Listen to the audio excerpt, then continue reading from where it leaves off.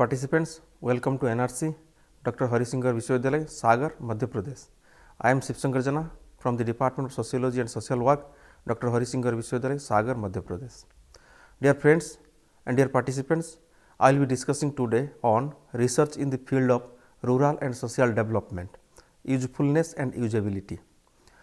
Before going to discuss in the research in the field of social and rural development, I will be first focusing on what is actually research, because when you talks about research, then you talks about it is a certain kind of knowledge productions in the field of academic disciplines, where you goes for generating knowledge, and by generating knowledge you talks about the usefulness of the knowledge within a certain field of discussions. So, when you discuss about the research is something, it is a knowledge category, what is some things establish a discipline where knowledge is a generations of a certain kind of a characteristics or a certain kind of theoretical and conceptual ideas about a particular field like social and rural development.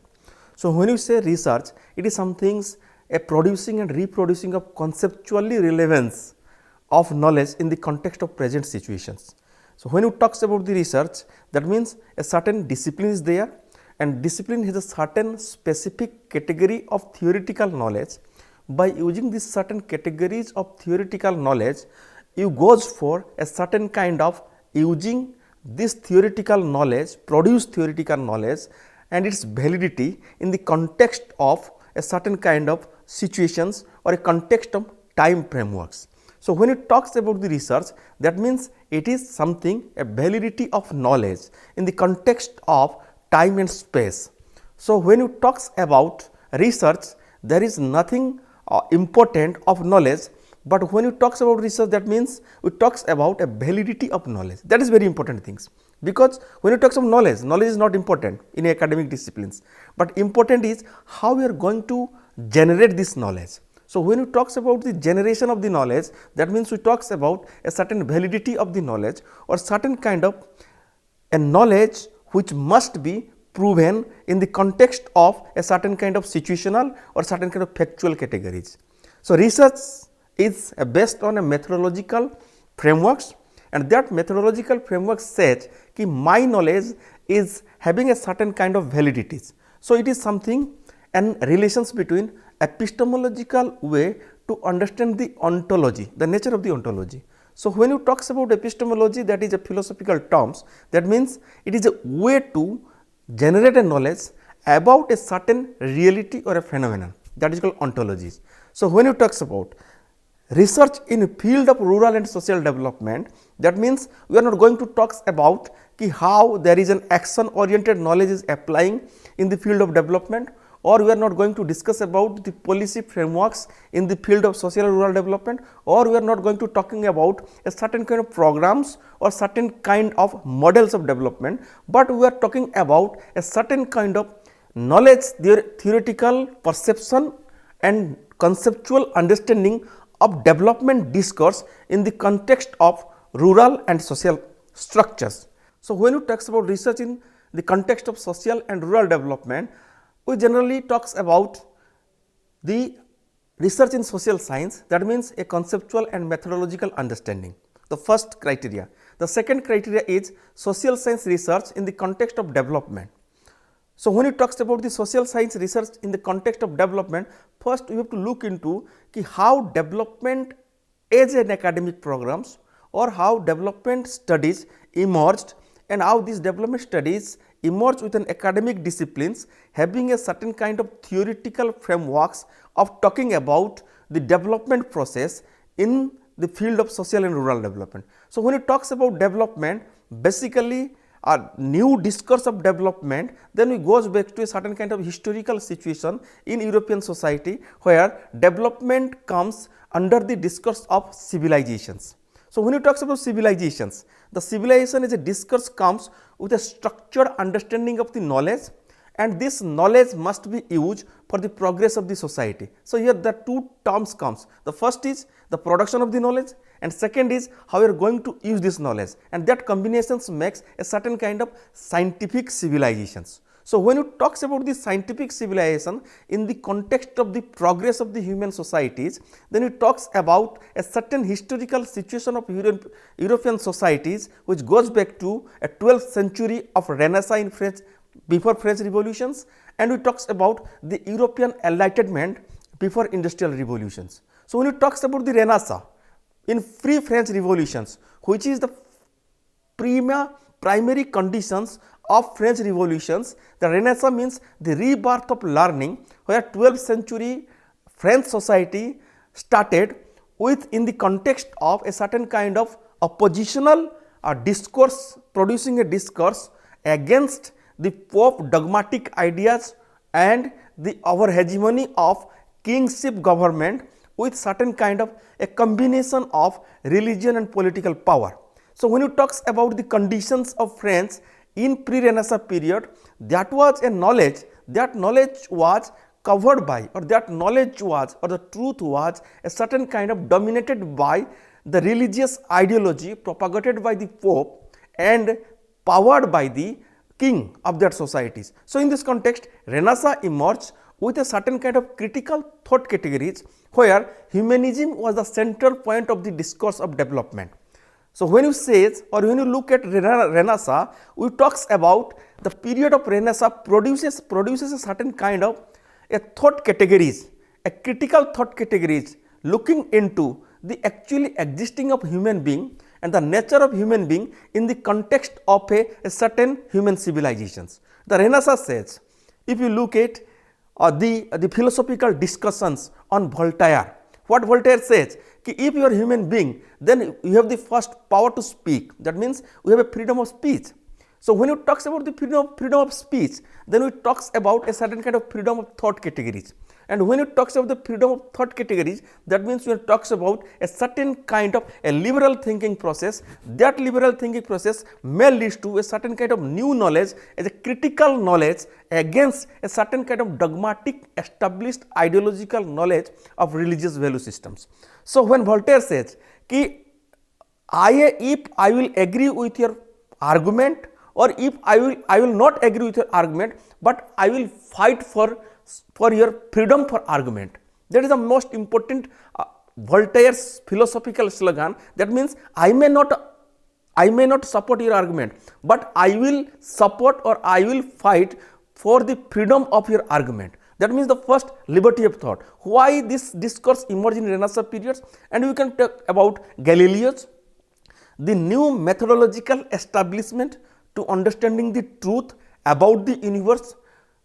The Galileo first times established a certain kind of observational methods, and Galileo first times shifted the knowledge categories or the validification of the knowledge from a certain kind of dogmatic ideological beliefs to empirical factual categories.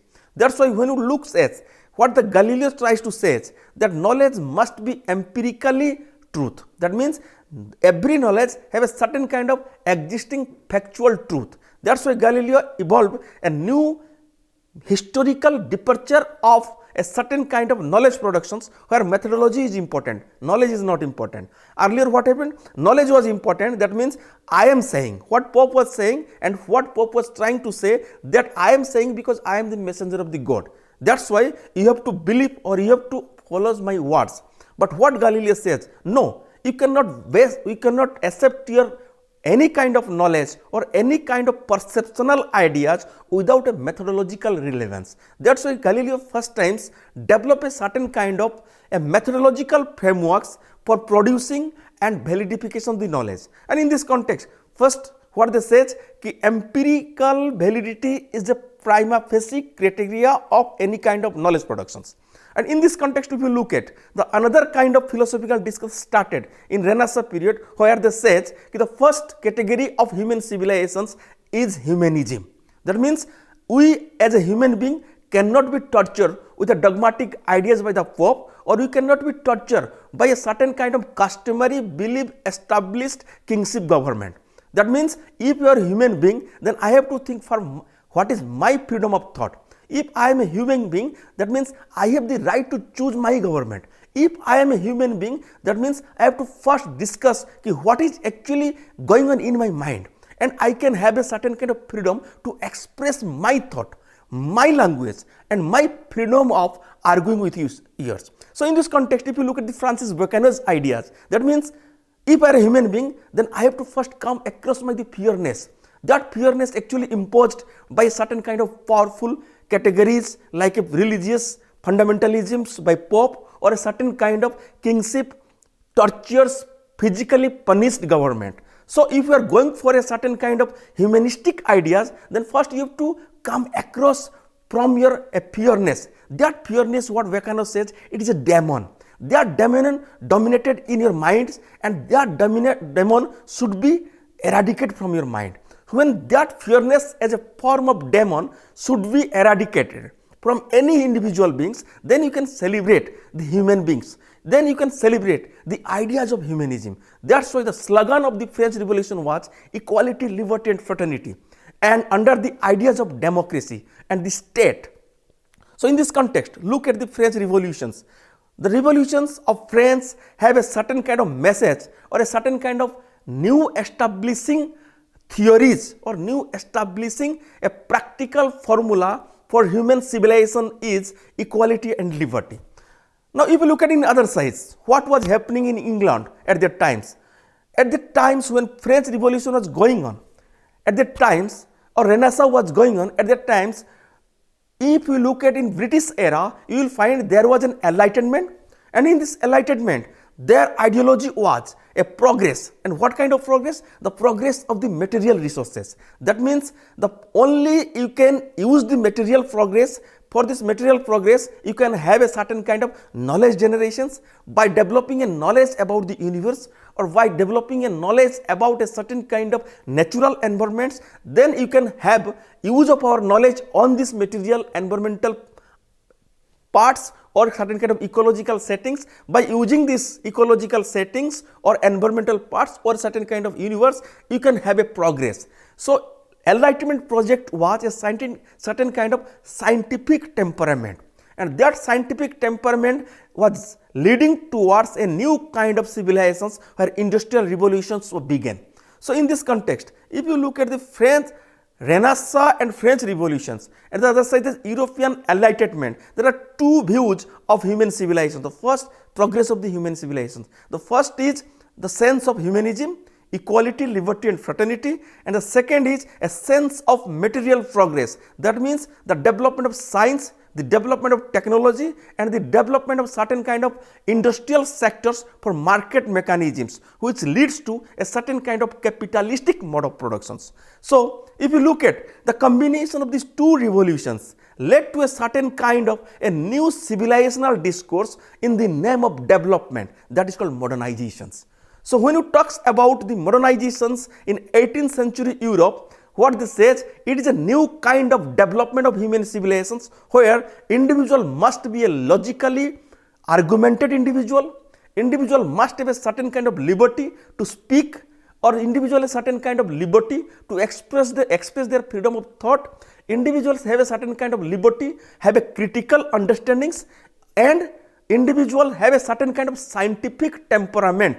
And scientific temperament for the progress, scientific temperament of using the individual labor to the material conditions leads to a certain kind of scientific development of material conditions. So in this context, the modernization is having a two path. One path, you have to develop or you have to progress in your ideas, in your thought as a human being, equality, liberty with a democratic practice, and in the other side you will find the modernization is talking about industrialization, the modernization is talking about scientific technology, the modernization is talking about market mechanisms. So in this context, the research in development started with a new paradigm, and that paradigm means what? If you are talking about the development, then you can have a discourse on democracy and development. So in this context, when you talk about development, then we goes back to understand the historical development of modernity and the discourse of development. So here Michel Foucault, the French sociologist, says about the development studies itself is influenced by a certain kind of ideological paradigms where the enlightenment phase produces a certain kind of positivistic ideas where the material empiricist scientific temperament was the central focus of the development. That is why what Foucault says, if you look at the ideology and the practice of the development discourse, then we can say there is a two phases of development discourse. The first is called archaeology of knowledge about the development, and there is a genealogy of power of the development studies or development practices. What Foucault says, archaeology of knowledge means what? Every discourse have a certain kind of regime or a certain kind of historical particular point where knowledge itself generates. So, in this context, the archaeology of knowledge is a historical period where knowledge is producing factors. That means an individual first try to understand about the nature, individual first try to understand about the civilizations or universe. First understanding civilization means producing the knowledge. So, it is a certain kind of historical point where knowledge only produces through research. In the second category is what? After producing the knowledge about the universe, after producing the knowledge about the environment, or after producing the knowledge about the ecology, or after producing the knowledge about the human being, now how we are going to use this knowledge on human being, or how we are going to use this knowledge on environment or ecological settings. That is why Foucault says it is a genealogy of power. That means after producing a knowledge, you are going to make practice of the knowledge over a certain kind of field or a certain kind of categories like human being or certain kind of like environments or like ecology. That is why Foucault says a discourse is something having a certain historical truth with a practical conditions where power generates over a practice of that kind of knowledge. What does it mean? What Foucault says, discourse is a trinity project. Trinity means what? The first, knowledge should be generated. Second, when knowledge generated, then it comes to the practice, and when it comes to the practice with a certain kind of institutional practices, that practice creates a power over how we are going to use power of anything, over anything. For example, suppose I will give an example, medical science. If you look at medical science, the first you have developed the knowledge about the human body, then first you have to develop about a certain kind of medicines. By developing the knowledge about the medicines or developing the knowledge about the human beings, when we goes to practice this knowledge over human beings, then doctors generates power over the individual like patients. So that is why what Foucault says, discourse is something where there is a relational setups. That means one have knowledge. By using this knowledge, I am just producing the power when I practice the knowledge over someone else, maybe on environment, maybe on individual beings. That is why Foucault says modernization is a discourse, because modernization does not believes on only producing the knowledge, but modernization also believes on producing the knowledge, how we are going to use this knowledge for the material progress. In this context of the discursive mechanisms, what Foucault says, the rise of development studies as an academic disciplines, and look at the nature of the research within the academic disciplines of development studies, we will find modernization was a central focus point. That means the paradigms of the development at that time was modernization, because in this context of 18th and 19th century, you will find science and logical thinking was a dominating ideologies.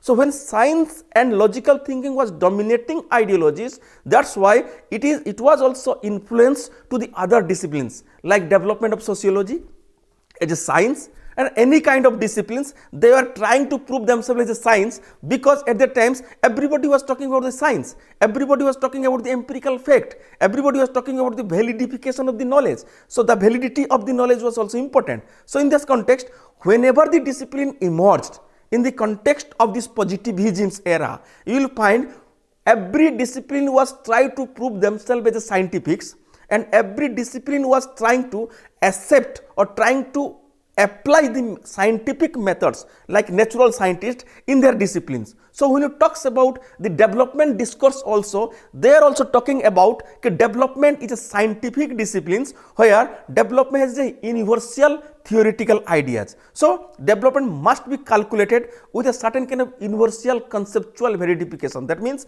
development means material progress. Development means it is a stages of human civilizational evolutions, or it is the stages of a historical evolutions from one stage to another stage, and the developed stage is, or the new stage is more developed than the previous stage. So in this context, what they says, there is an evolutionary theory of development. The modernization says that every society have to change from one stage to another stage, and that means you are trying to improve. That means every society have to improve from a theological or religious behavior with a traditional attitudes, economic behaviors, to a certain scientific modern ideas or modern behaviors. That's why if you look at the category of development studies, you will find the first world, the second world, and the third world. That means these are the stages of the development of the societies, and the first world is becoming more positivistic stage. That means they are using science, they are using technologies, they are becoming a capitalist society, and the second world is in the process of achieving this, and the third world is an underdevelopment. They are under the discourse of traditional ideas, they are under the practices of religious value system, so they have to be eradicated, and for eradication they have to accept the modernization theories. So in this context, what development strategy you are trying to do? If you look at the process of positivism, and if you look at the ideology of positivism, we will find three main important things. The first is scientific method. And what is the scientific method? It is not only observations, it is not only verification, or it is not only experimentation, or it is not only categorization or classifications, or it is not only universal generalization of a theory, but the most important of a scientific method and this discipline of science is prediction. That means after applying these scientific methods, if you have a power to predict what will be happened on this discipline after 10 years or after 100 years, that prediction is a very important powerful category of a discipline. That's why science is becoming a more dominating subject, because they have the power of predictions. That means if I have spent 5 years, or if I have spent 75 years within a laboratory observing a certain kind of relations between different variables within a certain different conditions, after observing, then I came to a conclusion that if you put water in 0 degrees Celsius, it become ice. After this laboratory proofs, then I predict if you put water in 0 degrees Celsius, it become ice. So there is a predictions. So science, what they says, prediction is very important things. That's why positivism has a certain kind of new power of knowledge is prediction. That means after using this knowledge, you came to know this is the nature of a universe, or this is the nature of a certain kind of particular phenomenon.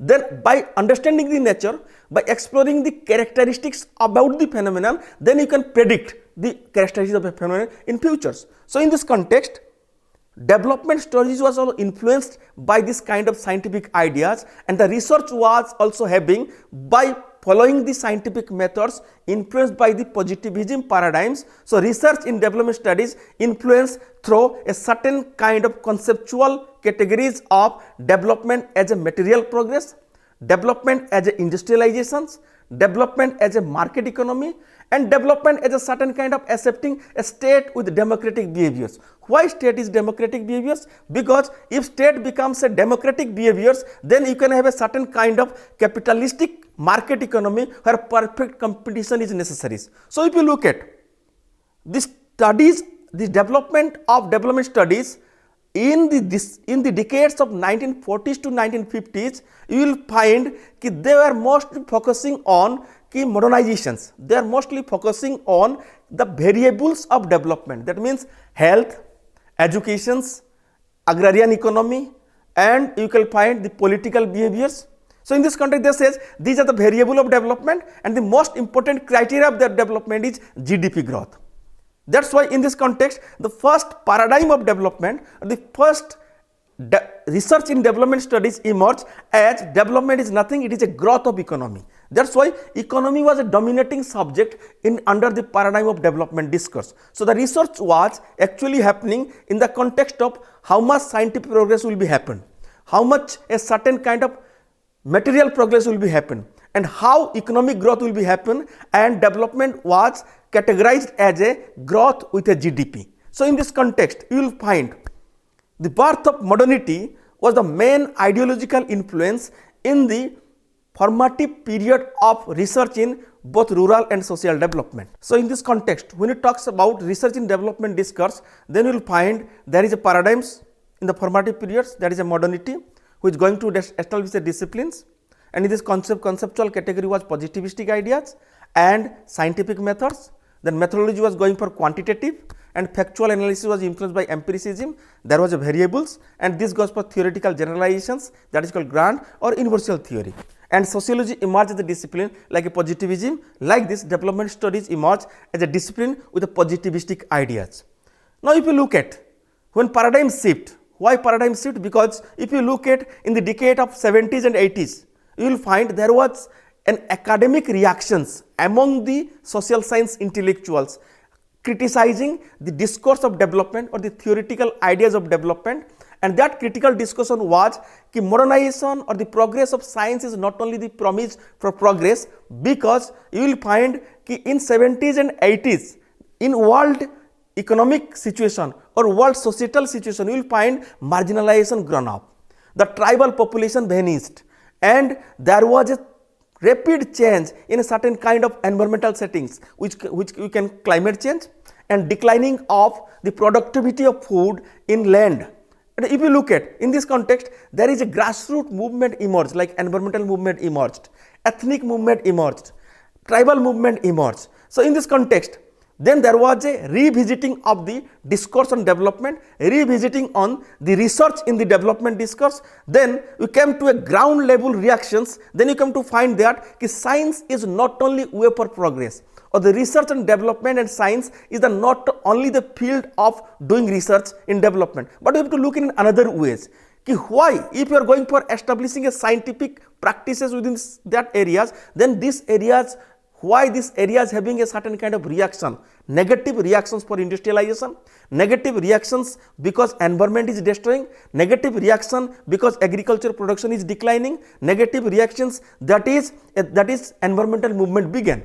So there is a new paradigm of development shifted, and that new paradigm was called sustainable development. In this context, the ideology and practice of research in development studies shifted from a quantitative nature of development to a qualitative nature of development, where we started to first understand why actually people understands the meaning of development, why local people says, what is their perspective on development, how they imagine development. So we went for a certain kind of new research methodological framework in development discourse, that is we went for a certain kind of PRR and PRA techniques, and that was developed by Robert Chambers. And Robert Chambers' first written book is called Putting the Last First. That means previously in modernization discourse, we treated farmers, we treated rural populations as a diseased persons. They needed certain kind of external intervention for their improvement. Now you have to treat them as a participants of the development. Now as a scientist, as a development practitioners, we should go and listen them what actually their knowledge about the development, how they did practices their agriculture from the last historical eras, how they went for understanding their own ecological settings, how they categorize the rain categories, how they have a local calendars of their agricultural practices, or how they looking at the ecological setup in the context of their own development and happiness. In this context, we went, or research went for a certain kind of qualitative design of development discourse. In this sense, now we are going to understand what is the local knowledge and what is the social capital or social solidarity among the local people. So research started with a certain kind of new methodological frameworks where the knowledge about the development generate from the micro levels, and our techniques of data collection has been changed. That means our definition of development changed from a material progress to certain kind of individual happiness in the context of living with a certain kind of sustainable way, in the context of intergenerational equality with intragenerational equality with intergenerational equity. In this context, when you go for a certain called field level understanding of development or knowledge, that means you are going to produce the knowledge not as a scientific categories, but knowledge is something what people believe the knowledge. So in this context, we went for a data collection in development studies like oral histories, like ethnographic research, like a certain kind of collective memories of the development. So if you look at the journey of development research from a certain era of 18th century to 19th century to till date, you will find research in rural and social development has been changed with the shift of paradigm from a positivistic era to a certain kind of sustainable era to a certain kind of participatory approach to development. In this context, our research methodology in development research also changed. Our definition of development changed from a certain kind of material progress to a certain kind of environmentally friendship development to a certain kind of people's oriented way of development. Dear participants, we have discussed development, and development is not only a one-dimensional approach. Development is a multi-dimensional approach where there is a cultural progress, there is a political progress, there is an economic progress, and there is a certain kind of societal progress. In this context, development needs, or research in development needs, a plural methodological framework that is called methodological pluralism. That means you have to look at the economical methodologies, you have to look at the political scientist methodologies, you have to look at the sociologist methodological framework, even you have to look at the historical methods to do research in a very comprehensive manner as an usefulness or for usability of the knowledge about the development research. Thank you.